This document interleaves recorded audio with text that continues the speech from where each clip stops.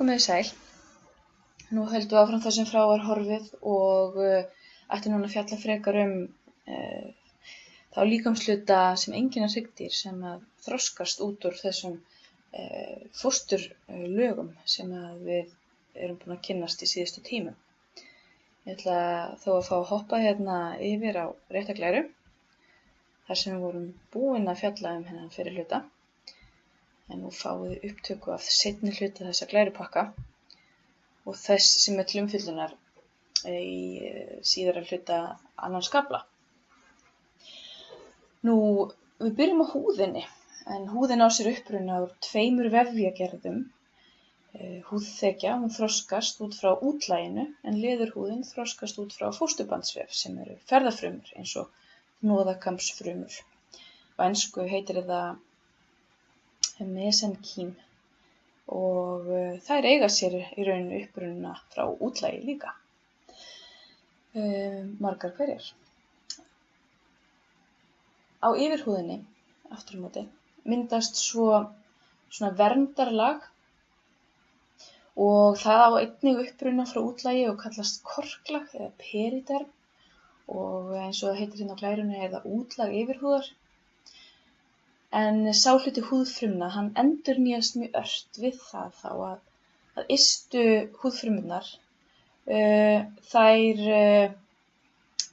gangi gegnum einhvers konar hornmyndun, kallast á íslensku, en myndum segja keratinization á ensku. Þá flagna þær af, dauðar húðfrumur og mynda þar af leiðandi reglulega pláss fyrir nýjar frumur sem myndast þá í grunnhimnunni. En þið sjáu hér á glærunni hvar grunnhimnan er staðsett hérna á milli yfirhúðarinnar og svo hérna neðra lagsins sem að svo mun þroskast í leðurhúð. Jæja. En leðurhúðin aftur á móti, að hún mun þroskast út frá frumliðunum og þann hluta ásamt líka, ásamt hnoðakamsfrumunum. En leðurhúðin, hún þroskast út frá frumuhópi í frumliðunum, sómitunum, sem kallast þá húðgeiri. Vöðvageirinn í frumliðunum aftur á móti á þátt í að mynda vöðva og harðgeiri á þátt í myndun beina. Svo út frá þessum frumliðum myndast bæði vöðvar, húðhlutar og bein.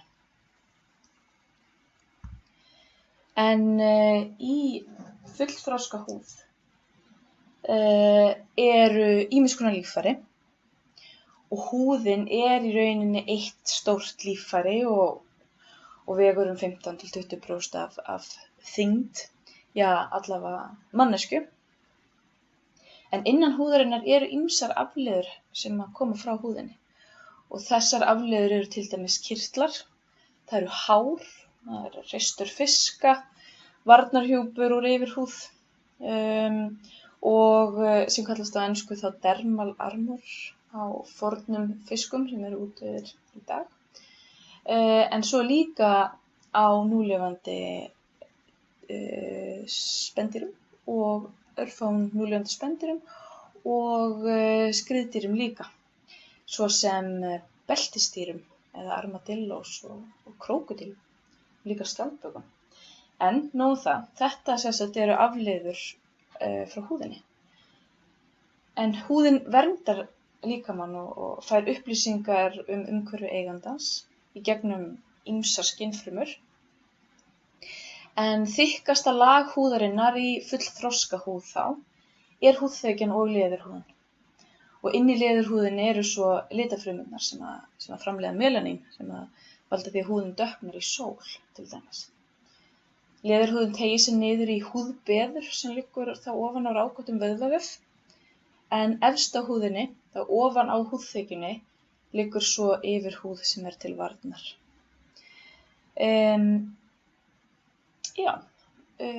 Og svo er það þessi basement membrane, himna sem að skilur á milli ólíkra vefjalaga í húðinni.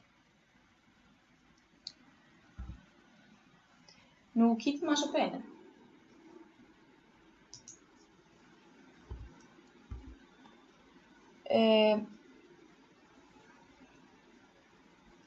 Látum okkur sjá. Hér hefur dottið út ein glæra sem er í glærupakkanum ykkar, en það svona yfirlit yfir helstu gerðir stoðvefja sem þá steingerast eða mineralize. Svo ég segi ykkur bara frá því og þið horfið á þessa fallegu mynd af beinhluta á meðan. En það gerðir stoðvefja í líkumum hryggdýra sem steingerast er það brjósk. Og í fullorðinsmynd þá það aðeins brjóskfiskar sem sitja eftir með brjóskið án beina í stoðgrindinni. Svo það stoðvefir eins og bein sem þá stoðgrind beinfiska og ferfætlinga, tetrapods. Svo það tannbeinið eða dentín og það steingerist mjög mikið eða 90% steingering og mjög hart efni. Glerungur aftur á móti enn harðari. Hann steingerist 99%. Mjög hart efni og það einkum í ysta lagi tanna í holdugum og ferfætlingum. Svo það sem sagt en-amyloid sem sambærilegt efni í ysta lagi tanna og hreistri fisk og sementum sem efni sem festir tennur í kjálka margra hryggdýra. En í hryggdýrum sem sagt sérstök gerð steinefni sem kallast hydroxyapatite og það efnasamband kalks og fosfórs. Í skeljum lindýra til dæmis að finna öðruvísi kalkefni. Það kallast kalsít og efnasamband kalks og karbonats. En það sem ástæða fyrir því að beinvefur hryggdýra þróaðist ekki áfram með kalsít eins og með lindýra að hydroxyapatite þolnar gegn sýru og þarf í rauninni að vera það til þess að þola það þegar blóðið súrnar.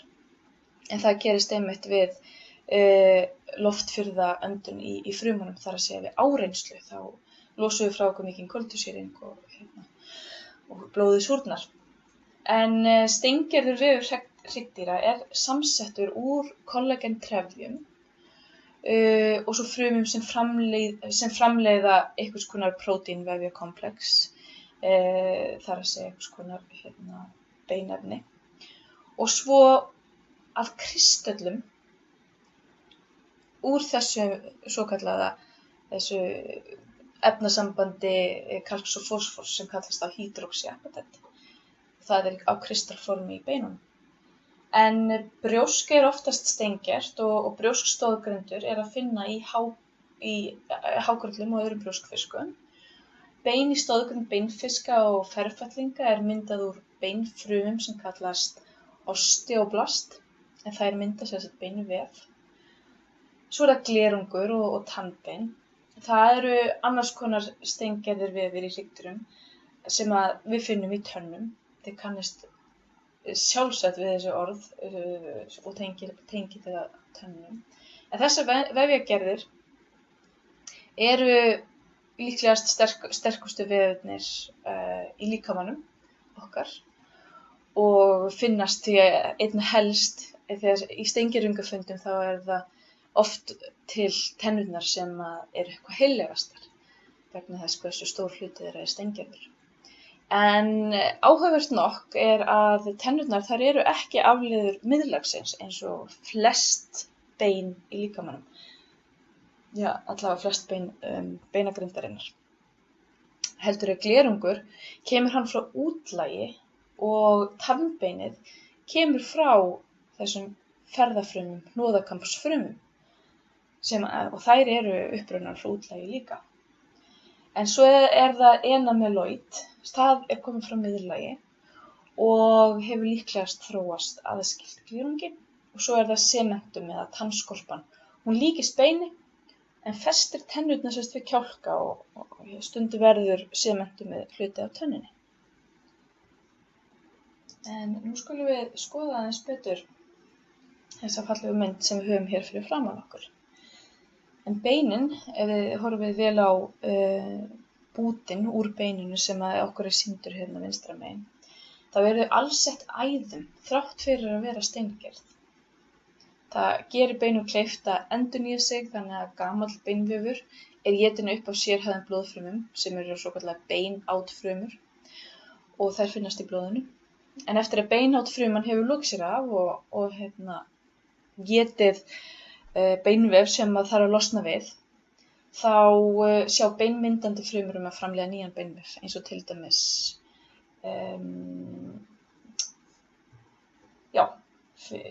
afsakið mig, eins og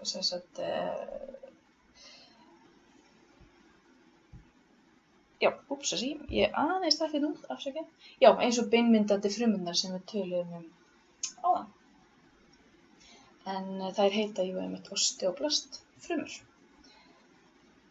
Nú skal ég reyna að halda mér við efnið eins og ég mögulega get. Það sem við viljum fjalla aðeins betur hérna að vegna þessara eiginleika að beinin geta sífellt verið að endurnýja sig, að þá eiga þau gott með að gróa og það gefur þeim ákveðinn styrk og þau geta framleitt nýjan beinvef. Og þessi eiginleiki til dæmis veldur því að ef við erum duglega að hreyfa okkur, þá viðheldur það beinvef og styrkir beinin frekar heldur en ekki.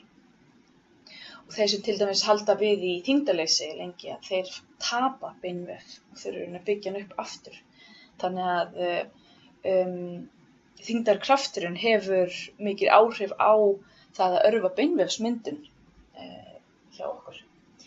En skoðum aðeins nánar byggingu beinsins.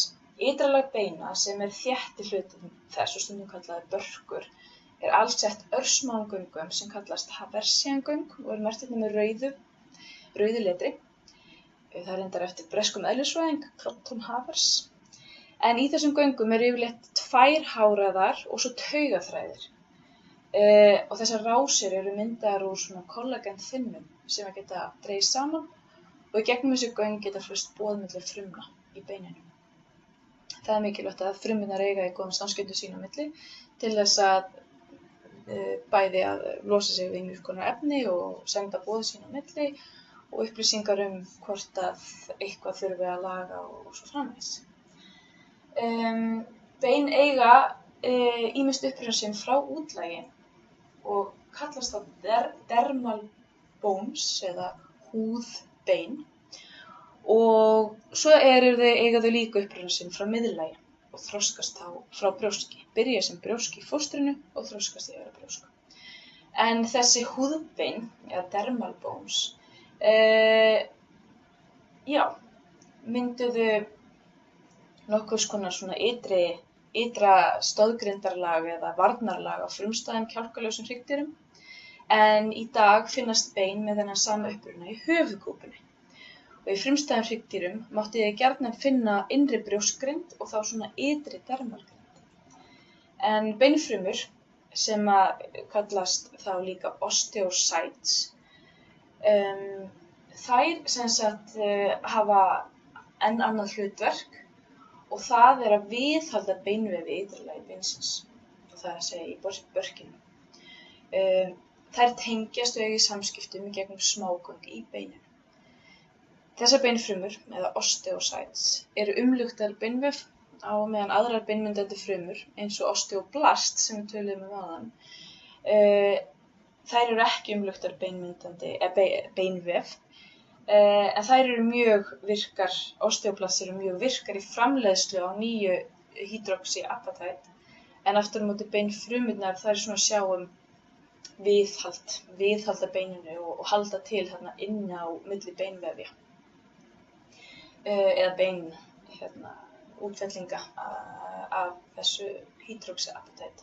Og ef að osteoblast fruma yrði umlukin hydroxyapatite og beinvefnum, að þá hún komin með nýtt hlutverk í rauninu og orðin osteocyte eða beinfruma. Svo það frauðbeinið sem að þið sjáið hérna á þessum hluta hér.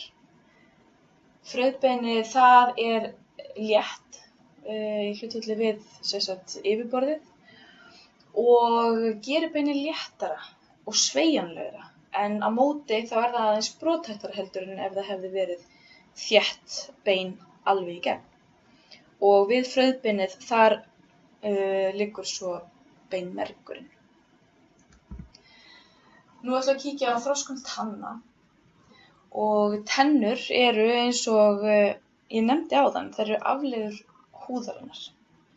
Og það sem þið sjáið hérna er þessi dermalpapilla leðurtota.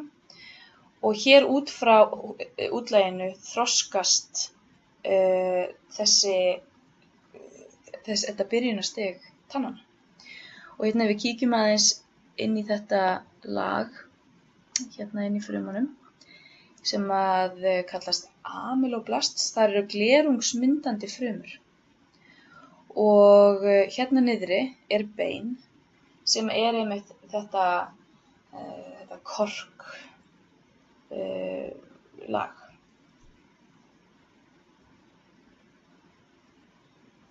Nú glerungurinn, hann þroskast hérna ofan tannbeinið eða utan tannbeinið.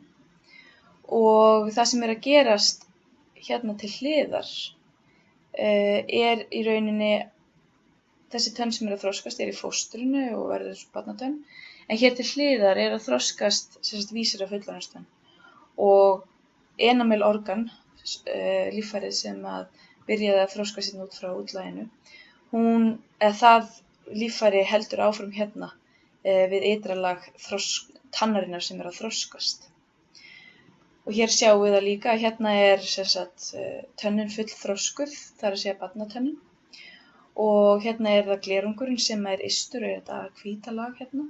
Og tannbeinið er hér undir glerungnum.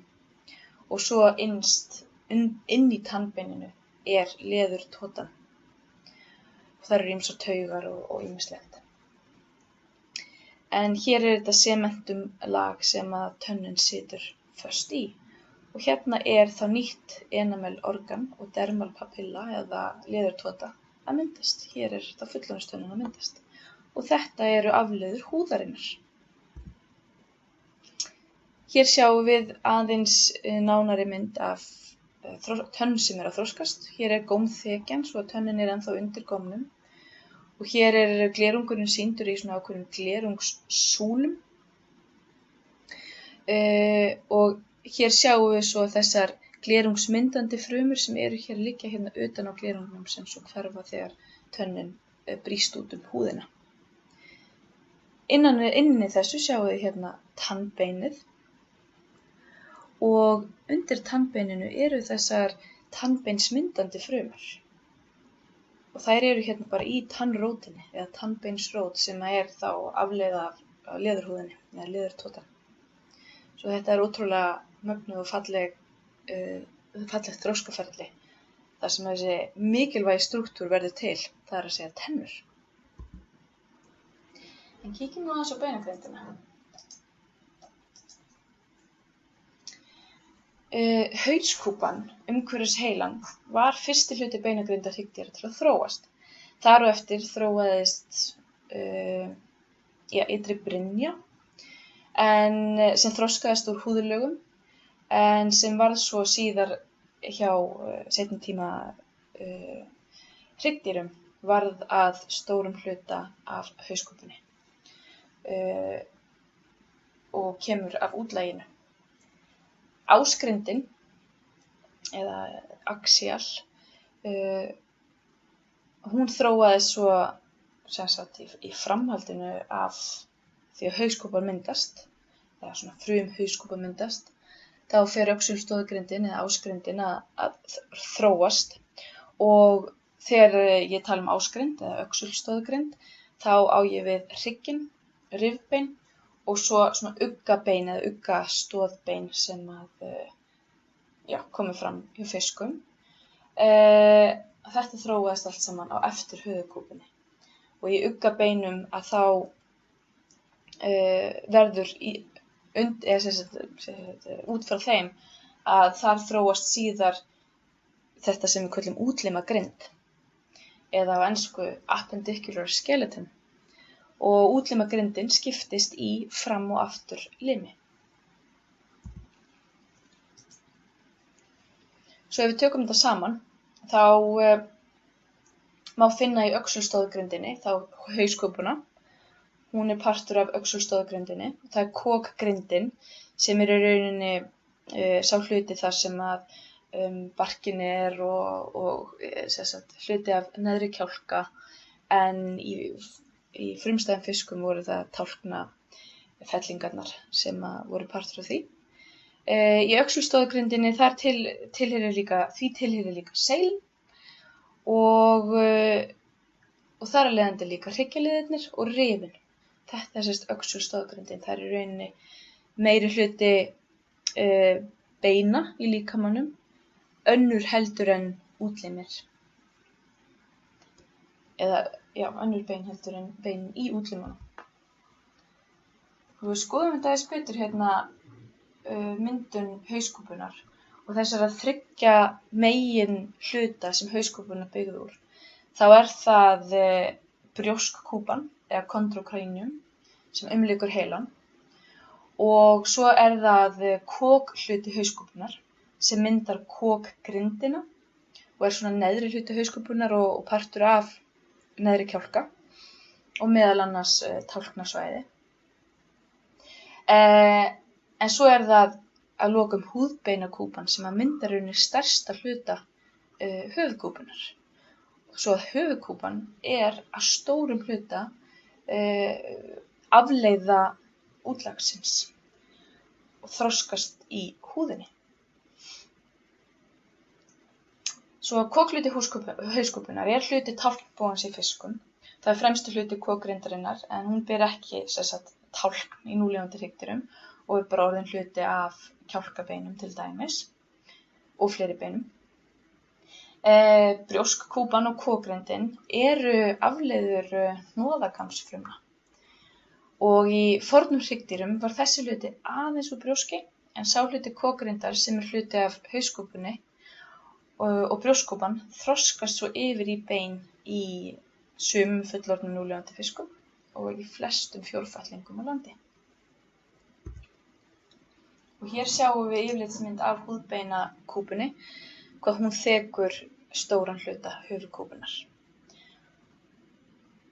Og hér til viðbótar er til samanburðar mynd af mannakúpum og efsta myndin sem sýnir þarna grænan, bleikan, appelsínugulan, gulan og bláan lit sýna hvaða hluti höfuðkúpunnar er úr þessari húðbeinakúpu eða er húðbeinakúpan.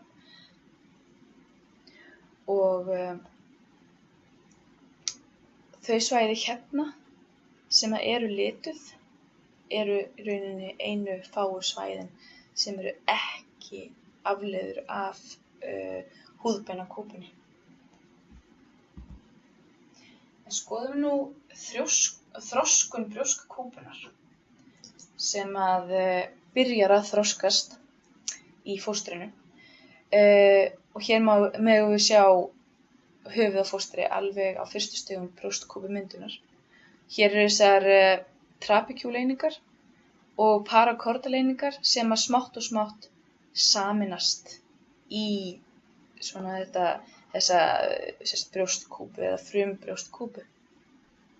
Hérna sjáum við hvernig brjóstkúpan vex sér út frá mænunni og seilinni og í átt undir þessi helstu hnoð sem að eru skynfæri hryggdýranna. Það er að segja höfuðskynfæri hryggdýranna. Það er að segja lyktarskyn, sjón og heyrn.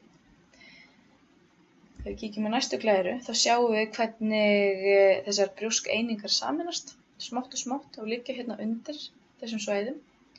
En smátt og smátt þá fara þær að umlykja hér augun og nefið.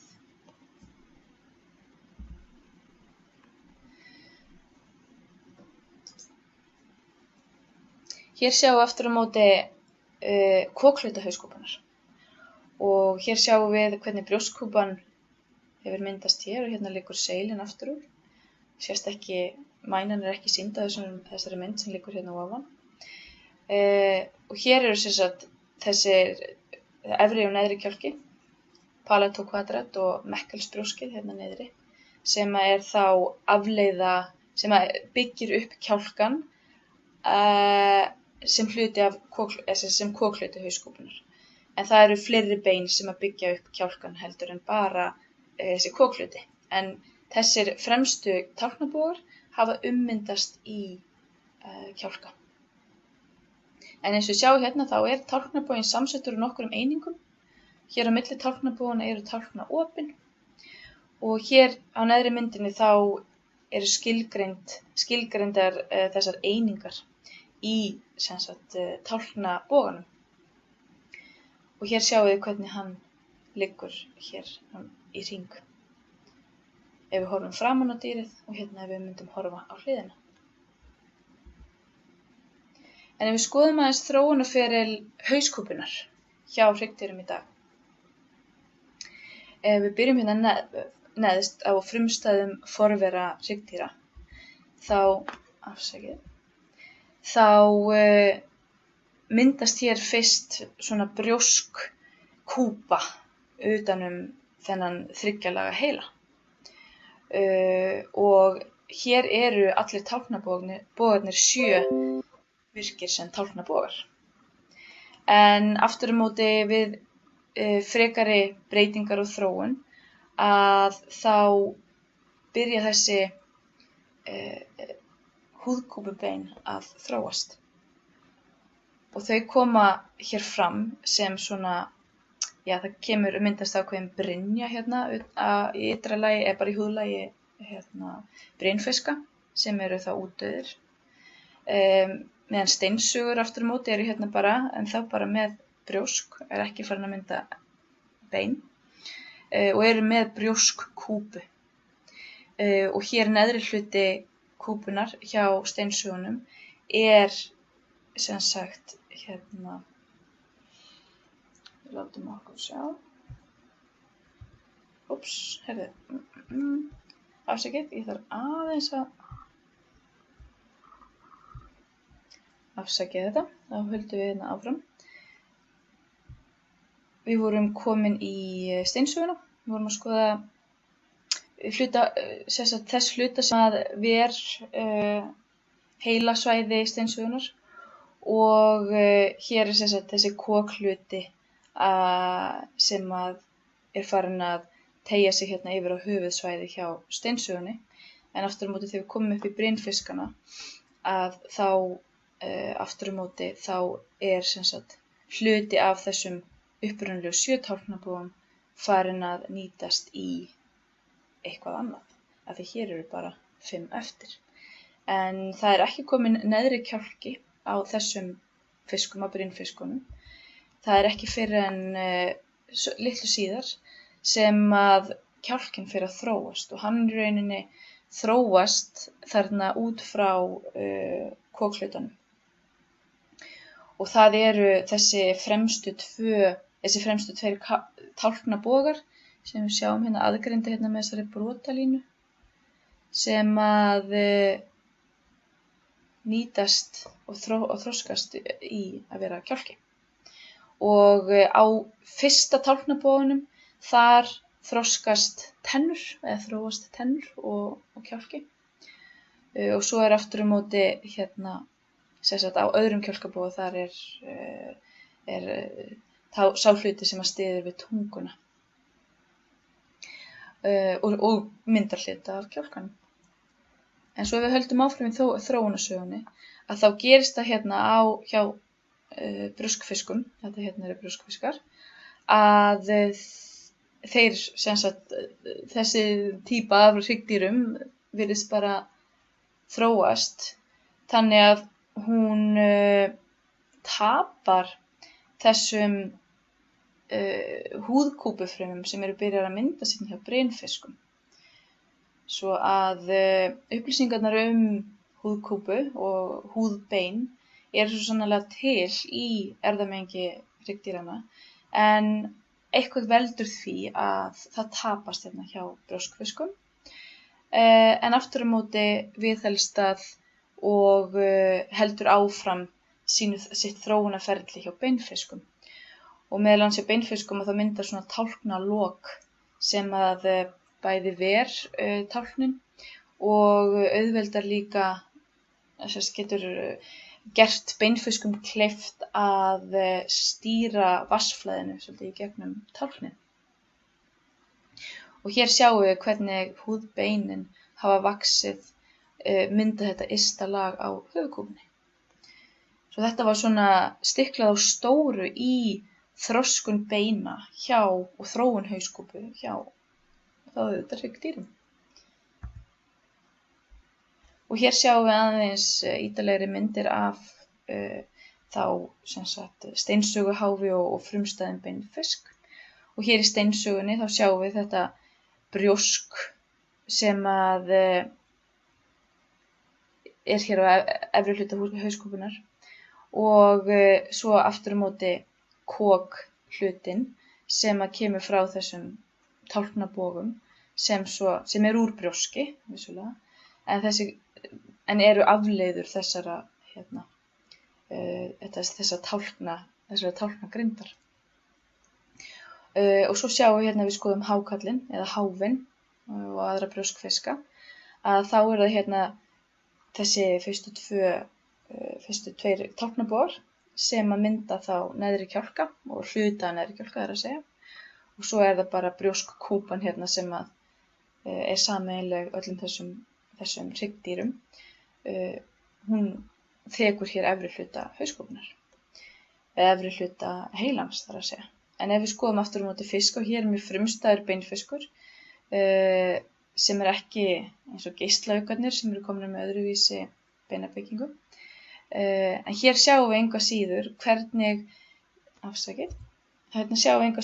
hvernig þessi húðbein eða húðkúpubein hafa yfirtekið svolítið hauskúpuna og þekja hér ysta lag meira og minna.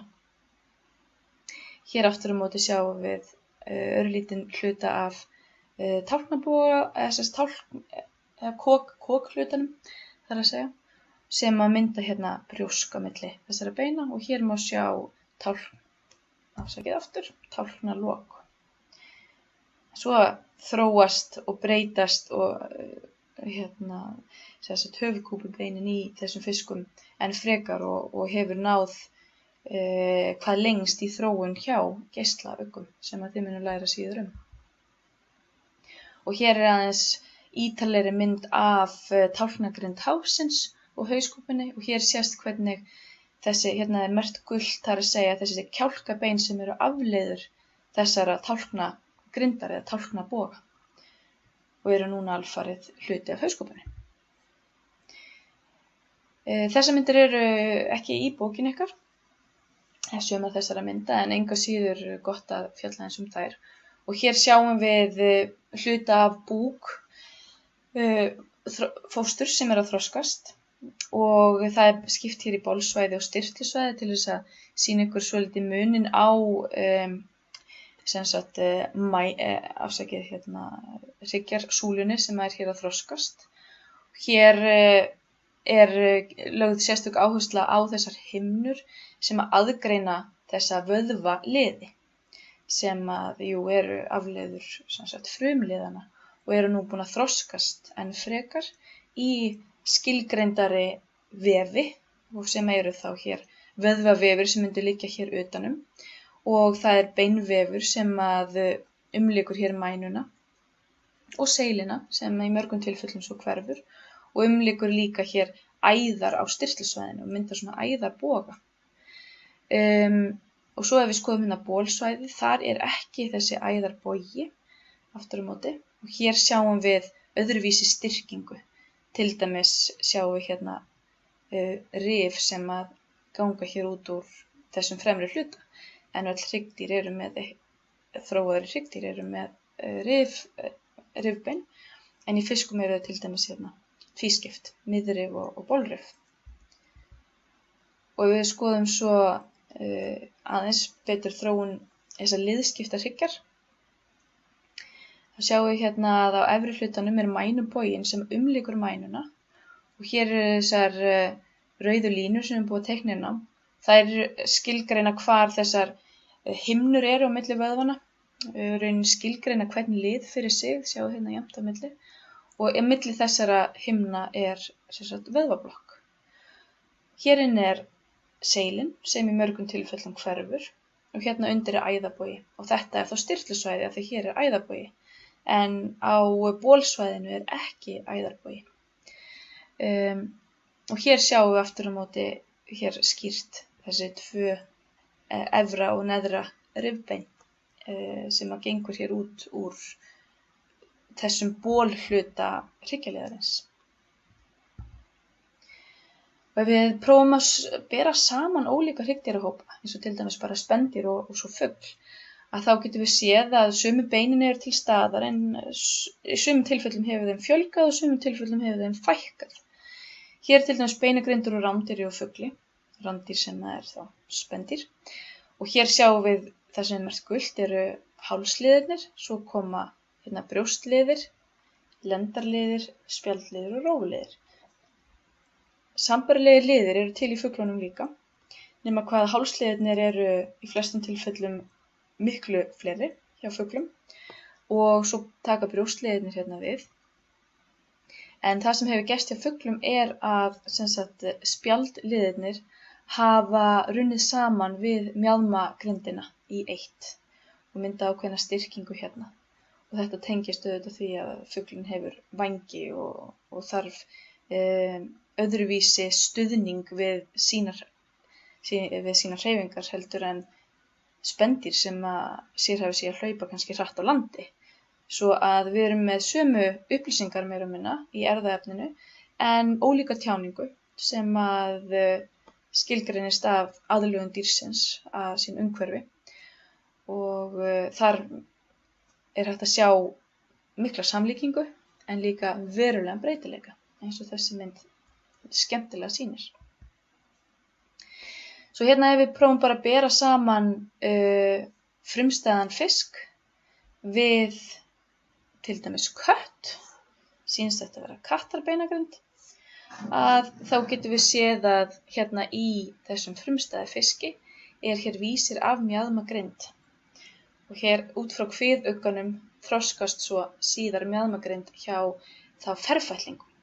Ferfætlingar þróast síðar, það er þegar holduggar og hérna, lungnafiskar fara að skríða upp á land og framugginn, hann myndast svo breytist í herðablað og framlimi. En við látum þetta gott heita í bili og vonandi hafið þið lært eitt og annað um þetta.